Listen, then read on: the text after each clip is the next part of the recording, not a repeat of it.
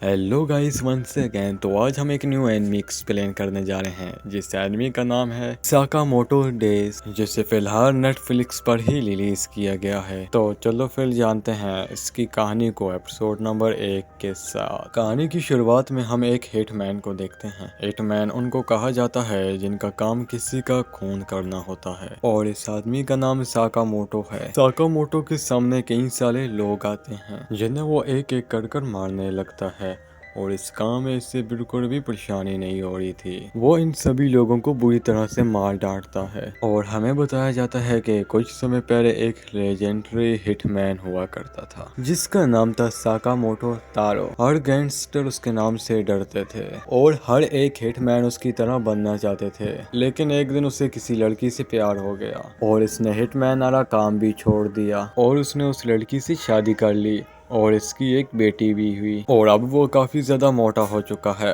और अपनी एक छोटी सी दुकान पर काम करता है। लेकिन एक दिन एक लड़का साकामोटो को ढूंढते हुए उसके स्टोर तक आ जाता है। इधर साकामोटो एक बच्चे को देख रहा था जो कि निशाना लगा रहा था, और वो बार बार इनकी दुकान पे आ जाया करता था। अचानक से इस बच्चे की बैग से इंक की बोतल गिर जाती है, जिससे एक आदमी की सफेद पैंट गंदी हो जाती है। ये देखकर इस आदमी को गुस्सा आ जाता है और ये आदमी इस बच्चे को उठा लेता है, और ये आदमी इस बच्चे को एक मुक्का मारने वाला था। लेकिन साकामोटो उसका हाथ पकड़ लेता है और अपनी पेंसिल उसके गले में घुसाकर उसे जान से मार देता है। असल में वो उससे मारता नहीं है बल्कि ऐसा करने का सोचता है, और फिर वो आदमी उसकी दुकान से बाहर चला जाता है। ये सब कुछ उस लड़के ने भी देख लिया था जो कि साकामोटो को ढूंढते हुए यहाँ तक आया था, और वो जानता है कि साकामोटो उस आदमी को पेंसिल से मारने के बारे में सोच रहा था। और ये लड़का भी एक हिटमैन है और इसका नाम शिन है। इसे साइकिट भी कहा जाता है क्योंकि ये लोगों का दिमाग पढ़ सकता है। और साकामोटो अब इससे एक थप्पड़ मारने का सोचता है, जो देखकर शिन डर जाता है, और शिन कहता है कि मैं शिन हूँ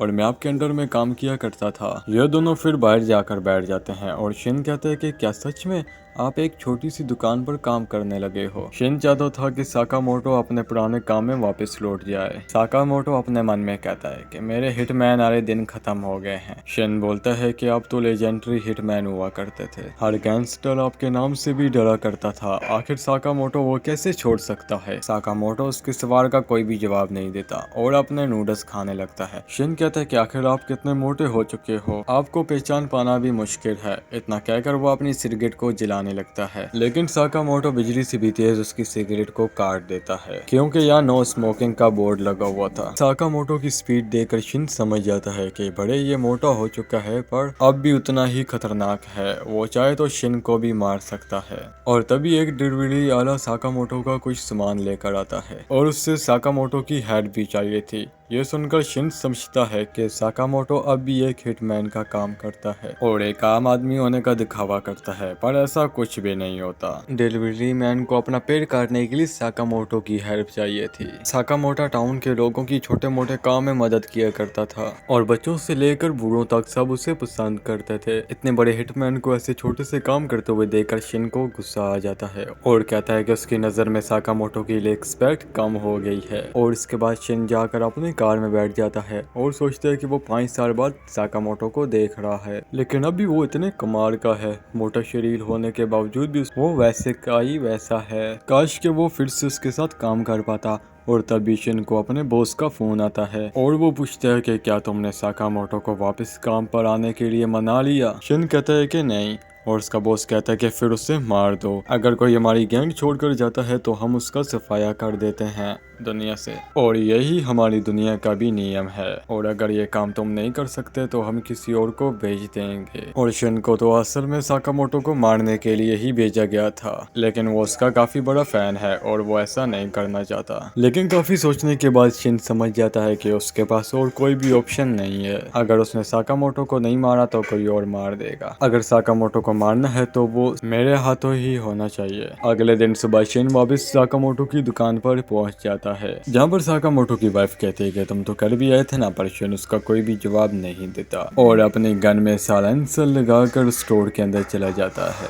शिन साकामोटो से कहता है कि वो आज टाउन छोड़कर जा रहा है और वो जाने से पहले साकामोटो को लास्ट वाला गुड बाय बोलने आया है और इसके बाद वो साकामोटो पर गोली चला देता है, लेकिन साकामोटो अपने मुंह के अंदर से कैंडी को बाहर ठोक देता है जो कि उस गोली से टकराकर उसकी दिशा बदल देती है और उसके बाद फिर वो शिन पर एक स्क्रीम देकर मारता है और फिर अचानक से ही वहां से गायब हो जाता है और शिन उसके माइंड को भी लीड नहीं कर पा रहा होता और फिर साकामोटो शिन का थोड़ा ध्यान हटाकर उसके पीछे से आता है और उसके मुंह पर एक जोरदार लात मारता है जिससे शिन दूर जाकर गिरता है और कहता है कि पता नहीं वो क्या सोचकर साकामोटो से लड़ने आया था और उसके बाद शिन बेहोश हो जाता है और जब शिन को होश आता है तो वो साकामोटो के घर में होता है जो कि उसकी दुकान के ऊपर वाले फ्लोर में है।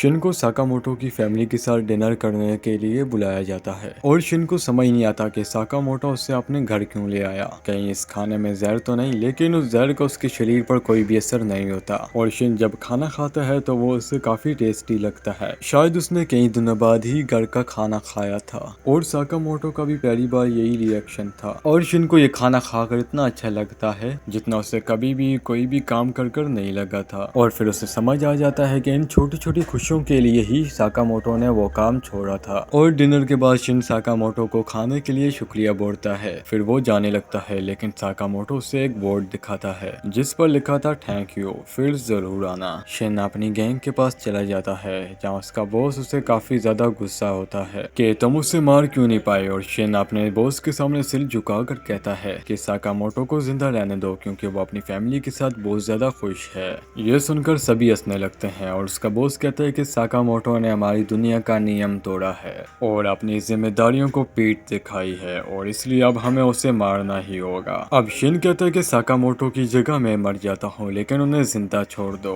जिस पे बॉस कहता है कि ठीक है, अगर तुम मर गए तो हम साकामोटो को छोड़ देंगे। फिर बॉस मन में ही कहता है कि कितना बुद्धू है ये, मैं भला इसकी बात क्यों ही मानूंगा, लेकिन उसके मन की बात शिन सुन लेता है और उस पर ही उल्टा गन पॉइंट कर देता है, जिसके बाद इनकी लड़ाई हो जाती है और इधर साकामोटो अपनी दुकान में बैठकर ये सब कुछ सुन रहा था। इसके बाद वो एक बटन दबाता है और फिर हम देख पाते हैं कि दुकान में ढेर सारी गन छुपी हुई थी। साकामोटो इनमें से बस एक टेजर गन को उठाकर निकल जाता है और इधर शिन जिंदा बचा हुआ था क्योंकि वो अपने आसपास के लोगों के माइंड को लीड कर सकता था, तो उसे तो छुपने में काफी आसानी हो रही थी। लेकिन तभी एक आदमी तो उसके ऊपर आरपीजी से ही अटैक कर देता है, लेकिन शिन किसी तरह से फिर भी बच जाता है।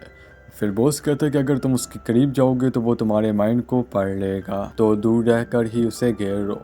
और फिर शिन की गोलियां भी खत्म हो चुकी थी और 3 लोग उसे घेर लेते हैं। वो शिन को मारने वाले ही थे कि साकामोटो पीछे से आकर उन्हें ट्रेजर से करंट लगा देता है। साकामोटो को यहाँ देखकर शिन और उसका बॉस दोनों ही चौंक जाते हैं। वो लोग साकामोटो को मारने के लिए उसकी तरफ बढ़ते हैं, लेकिन साकामोटो जो अपने साथ सिर्फ 2 चॉप स्टिक लाया था वो उनसे ही लोगों को मारने लगता है और उनसे चलती हुई गोलियों को भी पकड़ लेता है और वो बिजली की रफ्तार की तरह सबको मारने लगता है। वो मोटा तो जरूर था पर उसके अंदर ताकत बहुत ज्यादा थी और बॉस अपने आदमियों को एक साथ उस पर गोलियां चलाने के लिए कहता है, लेकिन साकामोटो उन सबसे बचते हुए उनकी बंदूकों को ही काट देता है और गुंडों के साथ साथ वो उनके बॉस को भी खत्म कर देता है। और ये सब कुछ देखकर शिन समझ जाता है कि ये अब भी लेजेंडरी हिटमैन है। शिन पूछता है कि उसे कैसे पता चला कि मैं यहाँ पर हूँ। अब साकामोटो बताता है कि जब शिन बेहोश था तो तब साकामोटो ने उसकी गन के अंदर एक ट्रैगर लगा दिया था। शिन कहता है कि वो अपने वादे के मुताबिक आज इस टाउन को छोड़कर चला जाएगा और तभी साकामोटो उसे अपनी दुकान की यूनिफॉर्म दे देता है और कहता है कि उसे 1 घंटे के 400 रुपए मिलेंगे, ओवर टाइम के पैसे अलग से मिलेंगे। यानी कि साकामोटो शिन को अपनी दुकान में काम करने के लिए ऑफर दे रहा था, जिस पे वो मान जाता है और अगले दिन से ही वो शिन साकामोटो की दुकान पर उसके साथ बैठने लगता है। वो देखता है कि रामेन के सारे कप को साकामोटो ही खाली कर रहा होता है। अपनी माइंड लीड करने की पावर से शिन लोगों को सही सामान दे रहा था और साकामोटो की वाइफ और उसकी बेटी को भी वो अच्छा लगता है। वो बच्चा उससे बाहर चलकर खेलने के लिए भी बोलता है, लेकिन शिन उससे कहता है कि उसकी शिफ्ट अभी तक खत्म नहीं हुई है और ये काम उसके पिछले काम से तो कहीं अच्छा है। और फिर वो बच्चा पूछता है कि तुम पहले क्या काम करते थे? फिर साकामोटो अपने मन में ही बोलता है कि उससे बताया तो मैं तुम्हें मार डालूंगा, जिसे सुनकर शिन उससे बताता है कि वो पहले सफाई का काम करता था। और इसी के साथ गाइस ये एक्सप्लेनेशन यहीं पर एंड होती है और आगे जाकर हमें पता लगेगा कि शैन और साकामोटो की लाइफ में और क्या क्या प्रॉब्लम्स आएंगी। अगर आपको एक्सप्लेनेशन पसंद आई है तो हमें कमेंट में लाजमी बताएं, क्या हमें इसके आगे भी एपिसोड एक्सप्लेन करने चाहिए, यस या नो में कमेंट में जवाब दें। और इसी के साथ अब हम आपको मिलेंगे नई एक्सप्लेनेशन की वीडियो में, तब तक के लिए गुड बाय। और गाइज हम आपको एक बात तो बोलना ही भूल गए कि आपने हमारे चैनल को अगर सब्सक्राइब नहीं किया तो हमारे चैनल को भी सब्सक्राइब कर देना।